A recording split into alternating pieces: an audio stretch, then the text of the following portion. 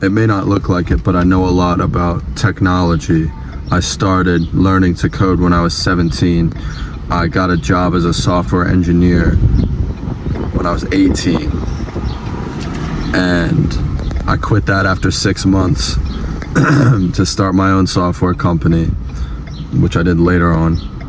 And then I started a nonprofit organization working on AI alignment research. I've learned a lot about artificial intelligence. I used to think that intelligence automatically means kindness, because I was a big believer in Hanlon's razor, which is a philosophical rule of thumb. It essentially goes, never mistake for malice that which can be easily attributed to stupidity. And I still do think that this is an incredibly useful line of reasoning. A great example is the Manhattan Project, or nuclear weapons in general. You could look at it as if Robert Oppenheimer was evil and Albert Einstein was evil for creating world-destroying weapons. In reality, it might be a lot more realistic to say that they were stupid. And now these were some of the smartest people of the generation, and in a long time, some of the smartest people, especially Einstein. But there were other ways to solve the conflict that was World War II, theoretically. You could have used persuasion tactics. You could have used manipulation tactics. You could have used spying in a better way. You could have tried to take out electrical grids. I don't know if that was a thing back then. I'm not a military scientist. But the reason that they made those weapons was that they had no other choice. That they didn't have a better option. They were not smart enough to think of a better option. So they had to resort to designing an atomic bomb.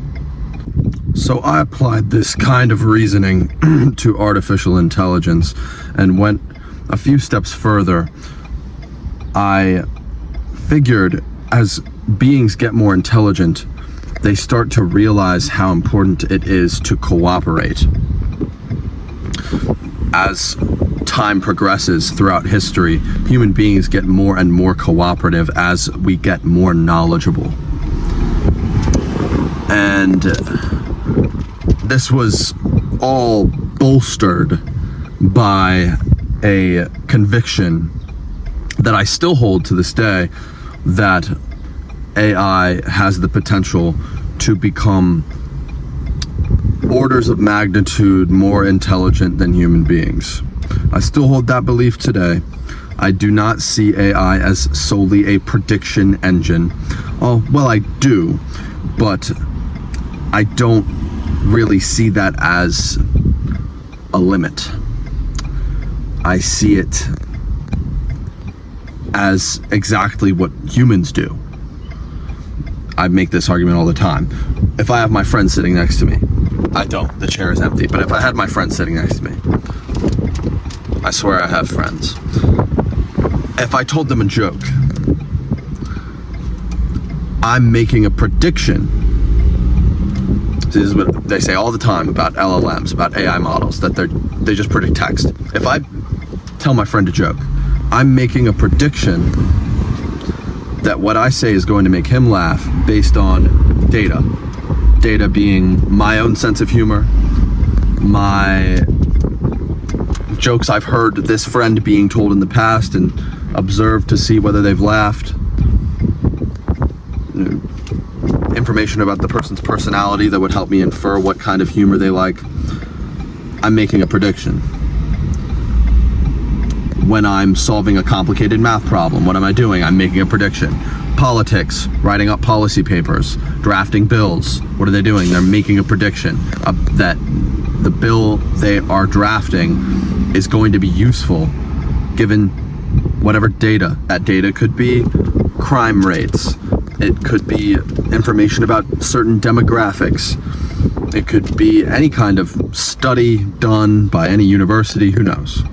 So in my head, I was thinking, okay, exceptional amounts of benevolence, meaning morals, ethics, and then exceptional amounts of power, this is probably going to end up a lot better for humanity than most humans think. I also had this suspicion in my head that most people of this world are more pessimistic than reality actually is. They're more negative than reality.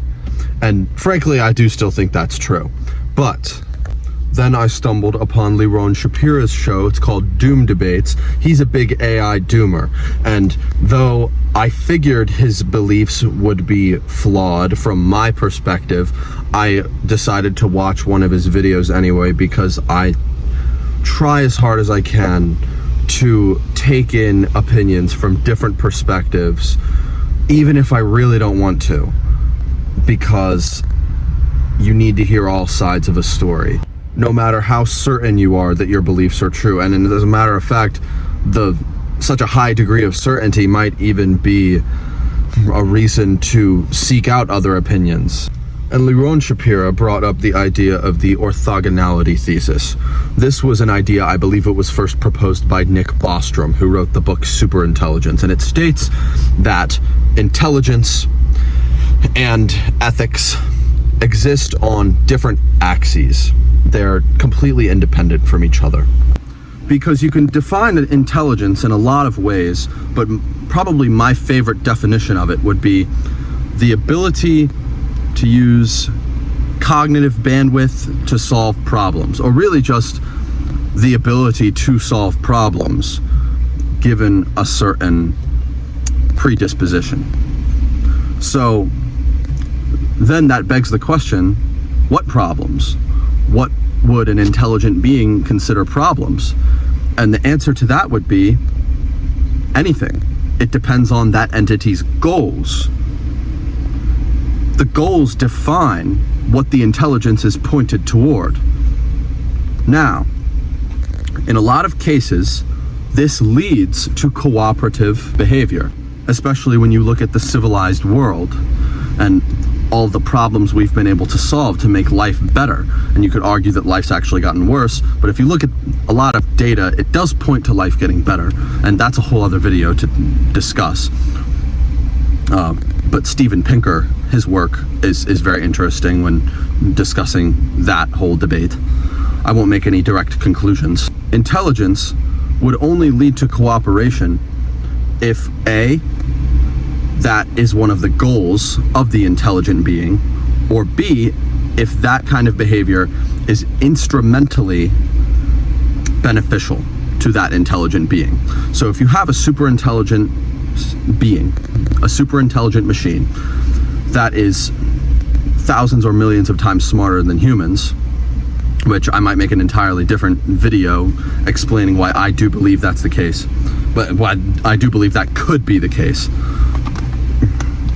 Definitely isn't right now. God, I'm stuttering. Then human beings would be to a super intelligence as ants are to us. We would be negligible. Now, I might be starting to scare you, making you think that AI is soon going to take over and we will lose control forever. But there is a lot more nuance to this equation. This is not me being a doomer. This is me recognizing that this is something we should be concerned about. It could happen. It also could not happen. I can't give you direct probabilities. It's completely uncertain. There's a lot of reason to believe that this won't happen, that we won't be overtaken. There is some reason to believe that we might. And it might be reasonable, I'm saying the word reason a lot, might be reasonable to take precautions against that. I'll probably make an entire video about all the reasons I might be wrong, all the reasons AI might not be a threat. But now the question still persists, why would AI have any dark goals? And the answer is, it wouldn't have dark goals. It would have misaligned goals. And You see, when you train an AI, you have to give it a goal from the beginning, because you can only make it intelligent from the perspective of a goal. When you define intelligence as the ability to achieve a goal given one's resources and standing within the world, the goal has to come first. And that's how you test the intelligence against the goal. You give it what is called a reward function. You can probably take a good guess at what a reward function is if you don't already know. It rewards the AI just with a numerical score, essentially, based on how it behaves. Now here's the kicker. The reward function has to be written in code, whether that code be Python or C or what have you. It has to be a mathematical reward function that is written in code. It cannot be written in natural language, as you might think, because the AI model doesn't understand natural language yet. This is before we run it through training. So you have to describe the goal that the AI model has before it even understands language. And you have to do it mathematically, so you can understand how this might lead to holes. You might not realize it, but the AI chatbots you talk to every day, you're asking them to answer questions, but the AI already has a goal. You're not giving it a goal. It already has a goal. Its goal is based on reinforcement learning with human feedback. That's the alignment process that current frontier models go through, which is basically a thumbs up, thumbs down rating system that uses a machine learning model to figure out what answers humans like the best. So this leads me to my best example for where AI models can have holes. This is only one example, and that would be sycophancy. If you've ever used an AI chatbot, you would know that they, at least up until recently, loved to agree with everything you say, even if what you were saying wasn't the truth. Forgive me for spitting, you're lucky you're not actually in front of me. Now, this is rather benign behavior when you're looking at models that are as powerful as the ones we have today. They're not all that powerful, but when you extrapolate it forward into the future, when we might have models that are orders of magnitude smarter than we are, it could end up being a problem. The models could learn to manipulate us, because that could lead to a better score in the reinforcement learning algorithm. It could learn to do who knows what. We have no idea. We're not smart enough to know. That is essentially the outer alignment problem. That is the argument that a lot of doomers make. And I would call it wise not to completely write arguments like that off as alarmist doomerism. There is a lot of anxiety around these trains of thought, but they're not completely based in irrationality. And as a matter of fact, they are born from some of the most rational thinkers of our time, Eliezer Yudkowsky being one of them. This is a thinker that I respect greatly, I would say. Many others as well, not just him. And then there's the concept of the inner alignment problem, which is actually the problem I'm more concerned about. But I don't know, this video is already getting a little too long, so I might just cut it here. I don't really feel like talking about this anymore. I'll come back to the inner alignment problem later, and I'll probably come back to reasons I might be wrong about this in another video too. Those will be both very valuable videos. Thank you for watching. My name is Luke. This is Castles in the Air. Goodbye.